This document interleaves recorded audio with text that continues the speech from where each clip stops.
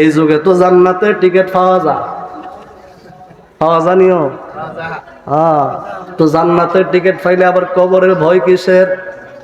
জান্নাতের টিকিট কিনবেন নি, সস্তা, একেবারে সস্তা। হ্যাঁ, জামাতে ইসলামে যোগ দিলে, আরে বুট দিলে না বেড়া, জামাতে ইসলামে যোগ দিলে, কি দিলে? শিবিরে যোগ দিলে জান্নাতের টিকিট। এটা আমি কইতাছি না, ভিডিও ভাইরাল হয়েছে, তার নাম মাসুদ। নাম কি? এতে কয় আজকে কারা কারা জান্নাতের টিকিট পাইছেন হাত তুলেন। এবার যারা যারা নতুন শিবিরে ভর্তি হয়েছে, জামাতে ইসলামের ভর্তি হয়েছে টাকা দিয়া, চান্দা দিয়া, এখন তারা হাত তুলছে। তার মানে বোঝা গেল জামাতে ভোট দিলে, জামাতে যোগ দিলে, জামাতে ইসলামে টাকা দিলে জান্নাতের টিকিট পাওয়া যায়। এটা আমি কইছি না বেড়া, এটা তগুদলের লোক কইছে। কথা কোন ঠিক কি না? কেউ আবার কইব যে মাগো আমাদের গ্রামের সন্তান শামসুল আলম হুসাইন এটা কি বলে। আমি নিজের বানানো কথা বলছি না, বিশ্বাস না হয় দেখো তুমি, আছে তো ভিডিও, এখনো আসেনি, কথা কয় না, আসেনি? তাহলে এই লোকগুলি কেমন বেআকল, কতটুকু নির্ভূত হলে এটা বলতে পারে জান্নাতের টিকিট দেওয়ার মালিক কে? হ্যাঁ, অথচ আমার কাছে আফসোস লাগে, তারা নিজের দলের লোকে জান্নাতের টিকিট দেয়, এতে আপত্তি নাই, কিন্তু আমার নবীরে জান্নাতের মালিক কইলে তাদের কষ্ট লাগে। আসেনি? কথা কয় না, আসেনি? এই জন্য বাবা, আমার আপনার সাথে টাকা পয়সা যাবে না, আমার আপনার সাথে ধন সম্পদ বাড়ি গাড়ি কিছুই যাবে না, আমার আপনার সাথে দুইটা জিনিস যাবে। কি দুইটা জিনিস? শুনে যান। একটা জিনিসের নাম হলো ঈমান, আরেকটা জিনিসের নাম হলো আমল। কথা বলেন ঠিক কিনা? একটা জিনিসের নাম হইল ঈমান, আরেকটা জিনিসের নাম হলো আমল। তোমার আমার সাথে ঈমান যাবে। তোমার আমার ঈমানটা কেমন ছিল? অনেকে বলে নবী নাকি আমাদের মতন মাটির মানুষ। কয়নিও? আরো আস্তে কয়, নবী কি আমাদের মতো? জোরে কন, আমার নবী কি নূরের নবী না মাটির নবী? আরো জোরে বলতে হবে, নবী নূরের না মাটির? এটা কি আমাদের মোল্লাদের বানানো কথা নাকি? আমার আল্লাহ রব্বুল আলামিন কুরআনুল কারীমের মধ্যে জানিয়ে দেয়, আমার আল্লাহ কয়, ও দয়ার নবী, মায়ার নবী গো আমার, আমি আল্লাহ জানি পৃথিবীর জমিনে কতগুলো মানুষ শয়তান বের হবে, পৃথিবীর জমিনে কতগুলো দুষ্ট মানুষ বের হবে, যে মানুষগুলো আপনি নূরের নবীর শান ও আজমত কমানোর জন্য চেষ্টা করবে। ইয়া রাসূলুল্লাহ, নবীজি, ও মায়ার নবী, নূরের নবী গো আমার, এই জন্য আমি আল্লাহ রব্বুল আলামিন কুরআনুল কারীমের মধ্যে জানিয়ে দেই, আমার আল্লাহ রব্বুল আলামিন বলেন, কাদ জাআকুম মিনাল্লাহি নূরুন ওয়া কিতাবুম মুবিন। জবান খুলে কি সুবহানাল্লাহ বলা যাবে না? আল্লাহ কয় কাদ জাআকুম মিনাল্লাহি নূরুন ওয়া কিতাবুম মুবিন। আল্লাহ কয়, ও দয়ার নবী, মায়ার নবী গো আমার, আমি আল্লাহ রব্বুল আলামিন আপনাকে প্রেরণ করেছি। কি প্রেরণ করেছে? কাদ জাআকুম মিনাল্লাহি নূরুন ওয়া কিতাবুম মুবিন, তোমাদের কাছে আল্লাহর পক্ষ থেকে নূর এবং কিতাব এসেছেন। এই নূরের ব্যাখ্যার মধ্যে তাফসীরের গ্রন্থের মধ্যে পাওয়া যায়, এই নূর দ্বারা আমার আপনার নবী রাহমাতুল লিল আলামিনকে বোঝানো হয়েছে। সুবহানাল্লাহ বলেন। আমার নবী নূরের নবী, মাটির নবী না বাবা, আমার নবী নূরের নবী, মাটির নবী না। ওই নবীকে নিজের মতো মনে করো না, বলো, ওই নবীকে নিজের মতো মনে করো না। না না না, নবী মাটির নবী না, বলো না না না, নবী আমার মতো না। কথা বলেন ঠিক কিনা? আমি তুমি দোষে গলে, নবীর তো দোষে নাই, যিনি হইলেন আল্লাহর বন্ধু তাহার গোনা নাই। কথা বলেন ঠিক কিনা? আমার নবী নবী হলেন আল্লাহর বন্ধু। কেমন বন্ধু? খলিল হযরতে ইব্রাহিম নবীও আল্লাহর বন্ধু, মুসা নবীও আল্লাহর বন্ধু। কিন্তু আমার আপনার নবী কেমন নবী?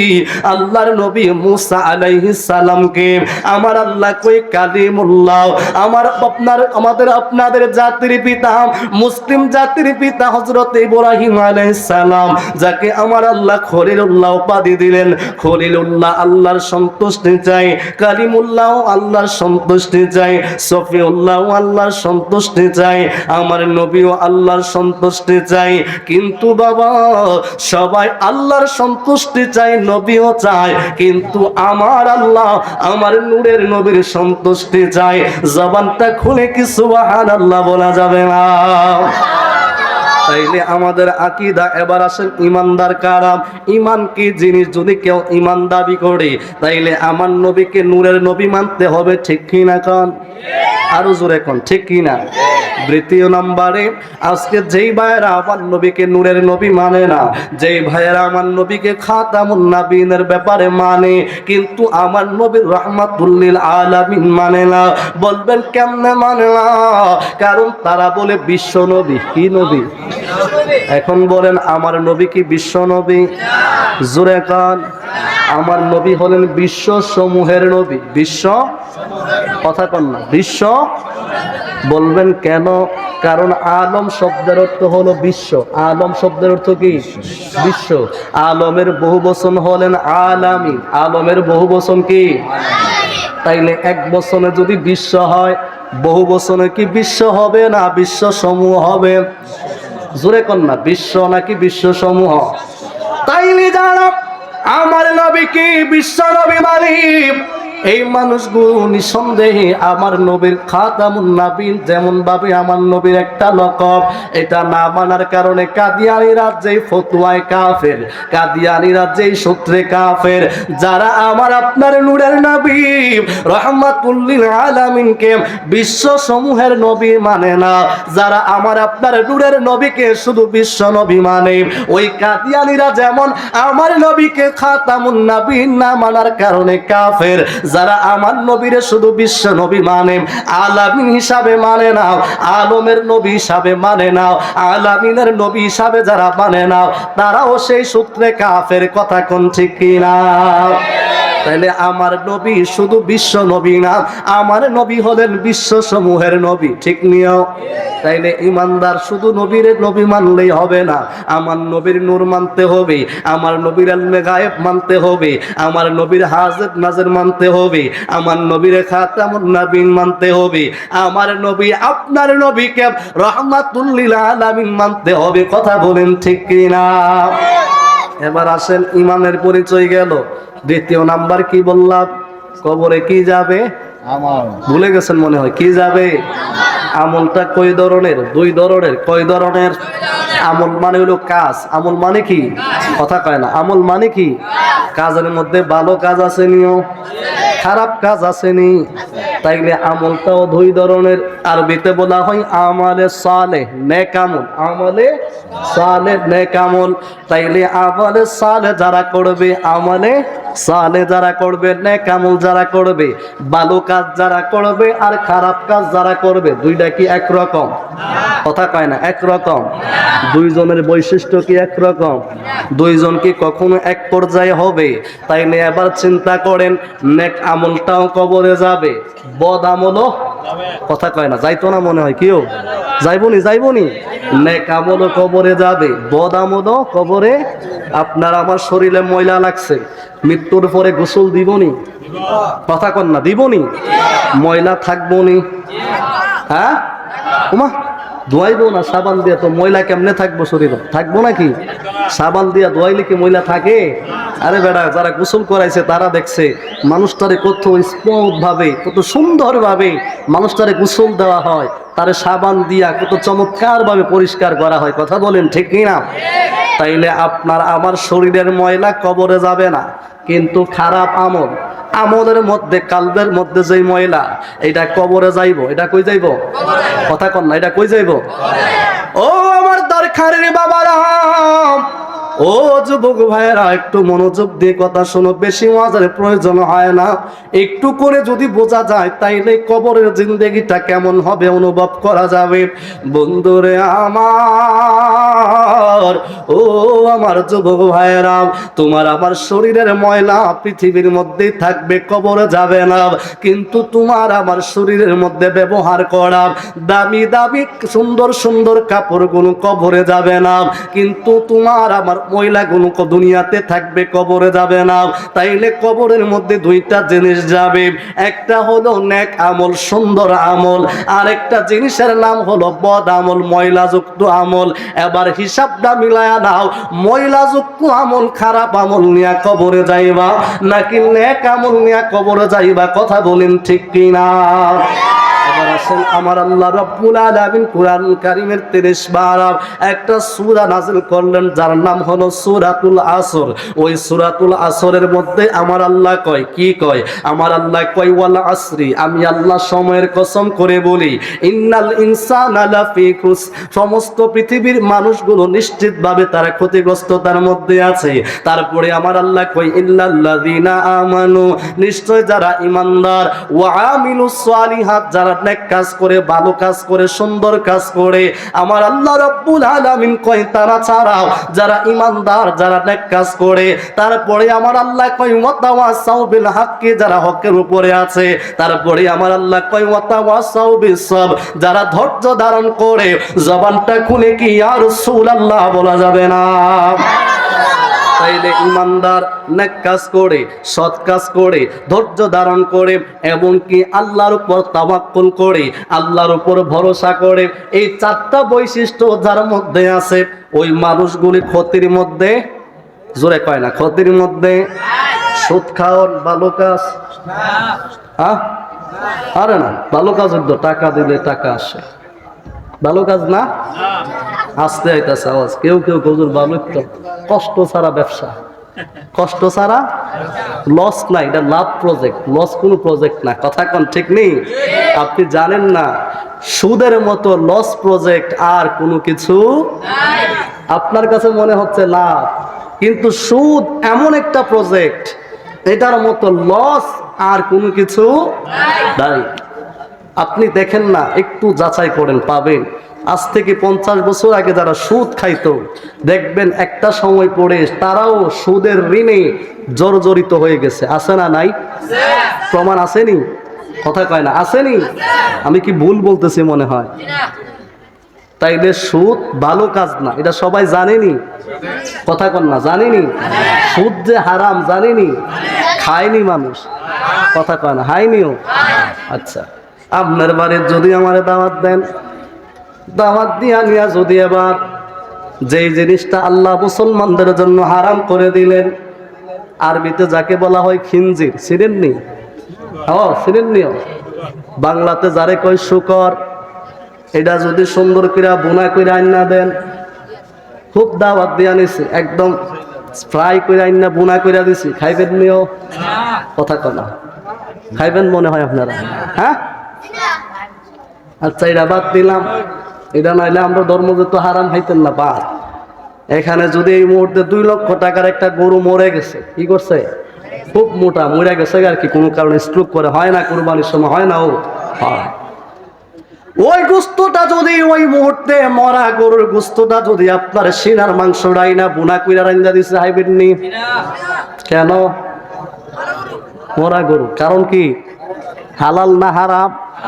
হ্যাঁ, ওমা এত টেস্টি, এত মজা, সিনার গোস্ত খাইতেন না? আচ্ছা ঠিক আছে, গরু বাদ, খাসি যদি একদম তাজা, খুব তাজা আর কি, খাসির গোস্তটা ভুনা কইরা দিল, কি কম? মরা গেছিল আর কি, মরা হাসি, এটার থেকে জব কইরা, মানে মরা গেছে গা, জব করার আগে ভুনা কইরা না দিছে, পুরার আস্তা খাসি সিরা সিরা খাইবে, কত মজা, খাইবেন? তোমা এটাও না? খিরে বাবা, কয়দিন আগে দেখলাম ঢাকাতে একজন ব্যক্তি উট উট বাংলাদেশে আইনা কি করব, উট জবাই করে বেচবো। আমরা বাঙালি কেমন, উটের মাংস পর্যন্ত অতিরিক্ত মূল্য দিয়া টিকিট লইয়া উটের মাংস খাওয়ার জন্য সিরিয়াল ধরছে। আছে না নাই? মানুষ নাকি ভাত খাইতে ভাত পায় না, অথচ উটের মাংস খাওয়ার জন্য 4,000-5,000 টাকা কেজি উটের মাংস খাওয়ার জন্য গেছে। তার মানে বোঝা গেল আমার দেশে উটের মাংসটা খুব দামি, ঠিক কি না? এখন মরা উটের গুস্ত দিমু আর কি, খাইবেন? কেন? হারাম। কেন? আচ্ছা, এটা আপনারা খাবেন না, যারা সুদ খায় তারা না দিলে মনে তারা খাইবে। হ্যাঁ উমা কথা কয়, তারাও খাইতো না। কেন খাবেন না? কারণ বলবেন হুজুর এটা হারাম। এটা কি শুধু হারাম কইব এমন না, খাবে তো নাই, বরং যদি আত্মীয় হয় কইব তোর ভাই তারাইতাম না। কিতা কইব, ওই বেটা তুই আমার সুদ খাওয়াইতে, মানে মরা গরুর গুস্ত খাওয়াইতে আনছত, হাসির গুস্ত খাওয়াইবি মরা, তোর ভাই তার খাইতাম না। কথা কোন ঠিক কিনা? আর যদি কোনো কারণে যদি মেয়ের শ্বশুর বাড়িতে যদি ফুতের বাপেরে, মানে জামাইয়ের বাপেরে যদি নিয়ে দেওন যা, তো শেষ। জামাই কইব তোর বাপে আমার বাপেরে নিয়া মরা হাসির গুস্ত হাওয়াই তো দাওয়াত দিছে, আজগার টিকা তোর লোকে হিডা। কথা কোন ঠিক কিনা? আমার বাবারা, ভাইরা, বন্ধুরা, আপনারা মনে হয় রাগ করতেছেন, শুধু বোঝানোর জন্য বলছি। যেমনি ভাবে মরা প্রাণীর গোশত কেউ খেতে চায় না, যদিও সেটা সুস্বাদু হয়, দামি হয়, যদিও তার মাংসের টাকা অনেক টাকা মূল্যের হয়, তারপরেও মানুষ মৃত প্রাণীর গোশত কেউ খেতে চায় না। একটা রাস্তার ফকির খেতে চায় না, একটা ভিক্ষুক পর্যন্ত খেতে চায় না। কিন্তু আজকে দেখা যায় ওইটা যেমনি ভাবে হারাম, মৃত প্রাণীর গোশত জরুরতের কারণে খেয়ে জীবন রক্ষা করা যায়। মৃত প্রাণীর গোশত কথাটা বুঝা যায়। মৃত প্রাণীর গোশত শরীয়তের মাসালায় জরুরত, ইন্দা জরুরত। কেউ যদি মৃত্যুর মুখে চলে যায়, কোনো খাবার নাই, ওই মুহূর্তে ওই মানুষটার জীবন বাঁচানোর জন্য কিতাবের মধ্যে পাওয়া যায় মৃত প্রাণীর গোশত যতটুকু রান্না করে খেলে তার জীবন বাঁচবে ততটুকু খাওয়া জায়েজ আছে। কিন্তু কোন মানুষ যদি মৃত্যু হয়ে যায়, কিন্তু 1 দিরহাম পরিমাণ সুদ খাওয়া জায়েজ নাই, 1 দিরহাম পরিমাণ 1 টাকা সুদ খাওয়া জায়েজ নাই। মানুষ মৃত গোশত তার যেমনি ভাবে ঘৃণা করে, কিন্তু সুদ তার তেমন করে ঘৃণা করবে দূরের কথা, তার চাইতে আরো বেশি মহব্বত করে। কথা বলেন ঠিক কিনা?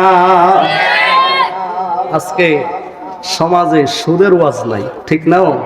কেন নাই? সুদের ওয়াজ করলে হুজুররা দাওয়াত থাকে না। কথা কোন ঠিক নেই? বাজান, আপনি রাগ করছেন আমার সাথে, কিন্তু আপনি কি জানেন কেন বলছি কথাগুলো? যদি আপনার মধ্যে আল্লাহ সুবুদ্ধি উদয় করে দেয়, হতে পারে এই কথার দ্বারা আপনার হেদায়েত হয়ে যাবে। আর যদি আপনার হেদায়েত হয়ে যায়, কবরের জিন্দেগিটা আপনার জন্য বড় উত্তম জিন্দেগি হবে। কথা বলেন ঠিক কিনা? সুদের টাকা দিয়ে বাড়ি করলেন, গাড়ি করলেন, ঘর জমি সব কিছু করলেন, বলেন দেখি আপনার আমার মৃত্যুর পরে এই বাড়ি, এই গাড়ি, এই ধন সম্পদ কোনো উপকারে আসবে? কথা বলেন না আসবে? আমরা প্রায় সময় মিলাদের মধ্যে একটা কালাম বলি, পরের বাড়ি রং সাজাইয়া নিজের বাড়ি অন্ধকার, ধনী বলো গরিব বলো যাইতেই হবে গুরের পার। আল্লাহুম্মা সাল্লি আলা মাওলানা মুহাম্মদ ওয়া আলা আলি সাইয়্যিদিনা মাওলানা। আমার বাবারা, ভাইরা, বন্ধুরা, আমার বলতেছিলাম কবরের ভিতরে নেক আমল যাবে, কবরের ভিতরে বদ আমল যাবে। এবার ওই কবরের ভিতরে যারা নেককার হবে, ওই কবরের ভিতরে যারা নেক আমল নিয়ে যাবে, ওই কবরে আপনারে আমারে কেমন করে গ্রহণ করবে শুনে যান। শুধুমাত্র সুদরাই খারাপ এমন না, আমগো সমাজে রাতের অন্ধকারে বিচার ব্যবস্থায় ঘুষের বাণিজ্য চলে। হয়তো আমরা গ্রামে নাও থাকতে পারে, আসেনি আসেনি ঘুষের বাণিজ্য আসেনিও, টাকা খায়া বিচার উলট ফালট করে। কিন্তু বাজান এই গোশত যারা খাবে তাদেরকেও এটাও হারাম। মরা প্রাণীর গোশত যেমন খাওয়া হারাম, ওই গোশত খাওয়া সেটাও হারাম, মানুষদেরকে ঠকানো সেটাও হারাম। ও বাবা, আমরা সবাই জানি হারাম, কিন্তু তারপরও আমরা ছাড়তে পারি না। কেন জানেননি? কারণ একটাই কারণ, আমরা কবরকে বিশ্বাস পরিপূর্ণভাবে করতে পারি নাই। মৃত্যুর জিন্দেগিটা এখনো পর্যন্ত অনুভব করতে পারি নাই। মৃত্যুর পরে যে আল্লাহর কাঠগড়ায় বিচার দেওয়া লাগবে অনুভব করতে পারি নাই। খুলাফায়ে রাশিদিনের যিনি দ্বিতীয় খলিফা, যিনি হচ্ছেন আমার নবী রাহমাতুল লিল আলামিনের দুইজন মেয়ের জামাতা, যাকে বলা হয় জিন্নুরাইন, এবং যিনি আশারায়ে মুবাশশারা, পৃথিবীর জমিনে 10 জন সাহাবীকে আমার নবী জান্নাতি বলে ঘোষণা দান করলেন। ওই 10 জন সাহাবীর ভিতরে একজন যিনি, যার নাম হলো হযরত উসমান গনি জিন্নুরাইন রাদিয়াল্লাহু তাআলা। উনার জীবনে খুললে দেখা যায় রে বাবা, উসমান গনি জিন্নুরাইন রাদিয়াল্লাহু তাআলা যখন কোন সফরে রওনা হতেন, কোন কবরের পাশে যখন দিয়া যাইতো, ওই কবরটার পাশে যখন কোন কবরস্থান দেখতেন, হযরত উসমান গনি জিন্নুরাইন রাদিয়াল্লাহু তাআলা দুইটা চোখের পানি ছেড়ে ছেড়ে কান্না করতেন। সাহাবীরা ডাক দিয়া কয়, উসমান, ও নবীর প্রিয় সাহাবী হযরত উসমান রাদিয়াল্লাহু তাআলা, ও উসমান গালিব, আপনি কবরের পাশে আসলে কেন চোখের পানি পালায়া কান্না করেন? হযরত উসমান গনি জিন্নুরাইন রাদিয়াল্লাহু তাআলা কয়, আমার সাথীরা, বন্ধুরা, ও আমার নবীর সাহাবীরা, শুনে নাও, শুনে নাও। আমার নবী বলেছেন, একটা মানুষের এই দুনিয়ার জিন্দেগির পরে 8টা স্টেশন রয়েছে, 8টা ঘাট রয়েছে। ওই 8টা ঘাটের ভিতরে, আখিরাতের 8টা স্টেশনের ভিতরে প্রথম নাম্বার স্টেশনের নাম হলো কবর। ওই কবরটার ভিতরে যেই মানুষটা কবরের মধ্যে নিরাপদ থাকবে, ওই মানুষটার বাকি 7টা ঘাটে কোনো কষ্ট হবে না। যেই মানুষটা কবরের ভিতরে নিরাপদ হয়ে যাবে, ওই মানুষটার আর কোনো ভয় থাকবে না। আমি উসমান গনি ওই কবরে আমার সাথে কেমন আচরণ করবে, ওই কবর আমার সাথে কি করবে, আমি উসমান কবরের ভয়ে কান্না করি। জবানটা খুলে কি আল্লাহু আকবার বলা যাবে না? আর জোরে বলেন, ইয়া রাসূলুল্লাহ। বাজান, হযরতে উসমান রাদিয়াল্লাহু তাআলা, যিনি নবীজির সাহাবী, জান্নাতি, যিনি আমার নবীর দুইজন মেয়ের জামাতা, যিনি উসমান গনি জিন্নুরাইন, যার লকব হলো জামিউল কোরআন, যিনি কোরআনকে একসাথে 30 পারা পাণ্ডুলিপি যখন ছিল, বিভিন্ন এলাকায় বিভিন্ন আঞ্চলিক ভাষায় যখন কোরআন হয়ে গেল, কোরআন যখন মানুষদের মধ্যে যখন নিজস্ব ভাষায় লেখা শুরু হলো, কোরআনের মূল যখন মানুষদের মারণে যখন বিভ্রান্তিতে পড়ে গেল, হযরতে উসমান গনি জিন্নুরাইন রাদিয়াল্লাহু তাআলা সমস্ত কোরআনের পাণ্ডুলিপি একত্রিত করে আমার নবী রাহমাতুল লিল আলামিনের সাহাবী আবু বকর সিদ্দিক রাদিয়াল্লাহু তাআলার সময় হযরতে হাসান বিন সাবিত রাদিয়াল্লাহু তাআলা, ও আমার বাবারা, ভাইয়েরা, বন্ধুরা আমার, যখন আবু বকর সিদ্দিকের সময় যে কোরআনটা লেখা হয়েছিল, ওই কোরআনটার অনুলিপিটা রেখে সমস্ত কোরআনগুলো ধ্বংস করে দিয়ে ওই কোরআনের অনুযায়ী সমস্ত কোরআন আবার বিভিন্ন জায়গায় পাঠালেন। তিনি হচ্ছেন জামিউল কোরআন, কোরআনকে একত্রিত করেনওয়ালা। ওই উসমান গনি জিন্নুরাইন কবরের ভয়ে চোখের পানি ফালায়া কান্দে। শুধু উসমান গনি জিন্নুরাইন কবরের ভয়ে পানি কান্না করেছেন এমন না, হযরত উমর ফারুক আযম রাদিয়াল্লাহু তাআলা উনি যখন খেলাফতের মসনদের মধ্যে আসলেন, হযরত উমর রাতের আধারে বাদশাহের পোশাকটা খুলে ফেলে দিয়া বনে জঙ্গলে যায় না, মানুষের বাড়ি বাড়ি যায়, মানুষের ঘরে ঘরে যায়, মরুভূমির প্রান্তরে যায়। একজন সাহাবী ডাক দিয়া বলে, উমর, ও খলিফাতুল মুসলিমিন উমর, আপনি কেন রাতের আধারে এমন নির্জনে কেন হাঁটাহাঁটি করেন? আপনি কেন রাতের আধারে ঘুমান না গো উমর?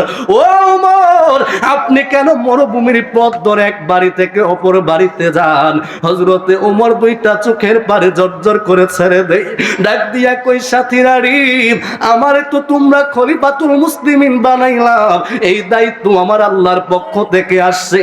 আমি উমর ভয় করি আমার খেলাফতের সময় আমার রাজ্যের কোন প্রজা যদি খাবারের কষ্ট পেয়ে যদি মারা যায়, আমার রাজ্যের কোন প্রজা যদি অনাহারে মারা যায়, আমার আল্লাহ কবরে তোমার সাথে কি ব্যবহার করবে? আমার আল্লাহ হাসরের ময়দানে আমার সাথে কি ব্যবহার করবে? আমি উমর আখিরাতের ভয়ে কান্না করি, এই জন্য আমি উমর রাতে ঘুমাইতে পারি না। মানুষের বাড়ি বাড়ি যায় খবর নেই, চিৎকার দিয়ে কি আল্লাহু আকবার বলা যাবে না? ও মিয়া, জান্নাতের সার্টিফিকেট প্রাপ্ত সাহাবী রাতের বেলা ঘুমায় না, জান্নাতের সার্টিফিকেট প্রাপ্ত সাহাবী কবরের বয়ে কান্না করে। আপনি আমি কয়দিন কান্না করছি? কেউ কয়দিন? একদিনও না, একদিন। কবরে কেমনে থাকব একা একা, তোমার বন্ধু যেন সাথী হয়ে দে দেখা। কথা কোন ঠিক কিনা? আমার বাবারা বন্ধুরা আবার মনটারে নরম করে দেন। কবরটা কেমন হবে শুনে যান। আজকে কবরের ভয়ে আপনার আমার ভয় করে না, কেন করবে? এই যুগে তো জান্নাতের টিকিট পাওয়া যায়, পাওয়া জানিও। তো জান্নাতের টিকিট পাইলে আবার কবরের ভয় কিসের? জান্নাতের টিকিট কিনবেন নি, সস্তা, একেবারে সস্তা। ভোট দিলে হ্যাঁ, জামাতে ইসলামে যোগ দিলে, আরে ভোট দিলে না বেড়া, জামাতে ইসলামে যোগ দিলে, কি দিলে? শিবিরে যোগ দিলে জান্নাতের টিকিট। এটা আমি কইতাছি না, ভিডিও ভাইরাল হয়েছে, তার নাম মাসুদ। নাম কি? এতে কয় আজকে কারা কারা জান্নাতের টিকিট পাইছেন হাত তুলেন। এবার যারা যারা নতুন শিবিরে ভর্তি হয়েছে, জামাতে ইসলামে ভর্তি হয়েছে টাকা দিয়া, চান্দা দিয়া, এখন তারা হাত তুলছে। তার মানে বোঝা গেল জামাতে ভোট দিলে, জামাতে যোগ দিলে, জামাতে ইসলামে টাকা দিলে জান্নাতের টিকিট পাওয়া যায়। এটা আমি কইছি না বেড়া, এটা তবুদলের লোক কইছে। কথা কোন ঠিক কি না? কেউ আবার কইব যে মাগো আমাদের গ্রামের সন্তান শামসুল আলম হুসাইন এটা কি বলে। আমি নিজের বানানো কথা বলছি না, বিশ্বাস না হয় দেখো তুমি, আছে তো ভিডিও এখনো, আসেনি? কথা কয় না, আসেনি? তাহলে এই লোকগুলি কেমন বেআকল, কতটুকু নির্ভূত হলে এটা বলতে পারে জান্নাতের টিকিট দেওয়ার মালিক কে? হ্যাঁ, অথচ আমার কাছে আফসোস লাগে, তারা নিজের দলের লোকে জান্নাতের টিকিট দেয়, এতে আপত্তি নাই, কিন্তু আমার নবীরে জান্নাতের মালিক কইলে তাদের কষ্ট লাগে। আসেনি? কথা কয় না, আসেনি?